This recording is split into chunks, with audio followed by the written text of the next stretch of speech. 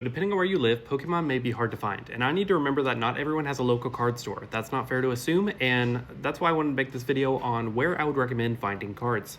So number one, I'm going to show you how to effectively use TCGplayer.com. If you're in Europe, it would be cardmarket.com, and Canada is hobbiesville.com. So go to TCGplayer.com and search in the Pokemon you're looking for, and you'll find listings down here. Once you click on the listing, you'll find information on the card and the market price, which is now $8.69. And so if you scroll to the bottom, you can find a bunch of listings from different stores. However, anyone has the ability to make a TCG Player store, and so here's where you have to be careful. On each listing, you can see the name of the store, how many reviews it has, and how many sales.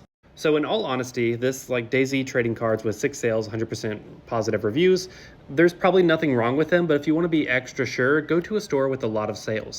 Like this one, Legends GR, with 100% positive reviews and 50,000 sales. So usually it's pretty safe to assume these stores are pretty safe to buy from. So you can either add to cart, or if you want to shop from this seller for other cards, you can click on the seller and go to their shop. Now the benefit of buying cards from one seller is decreased shipping price. So if you buy a bunch of cards, there's nothing wrong with having a bunch of sellers in your cart, but there may be like $3.99 shipping per seller. So having one seller is a good way to decrease those costs. Now next up is eBay, and eBay is the same concept where anyone can make a store, so you want to make sure you find a seller with a lot of positive reviews.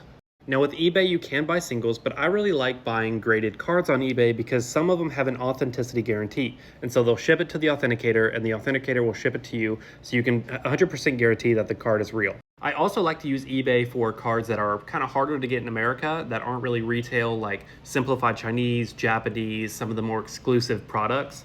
And you are going to pay a little bit of a premium, but you're paying for convenience and reduced shipping times, so you don't have to buy from overseas sellers. And speaking of overseas sellers, if you're patient, you can actually buy straight from the source. So a Chinese website like AliExpress, while the English cards on AliExpress may be fake, they do have authentic Chinese cards. Now still be careful on this website. There's a possibility it could be fake cards, but for AliExpress, it's pretty safe to assume the Chinese cards are real, and so sometimes I'll pick up Chinese packs from there.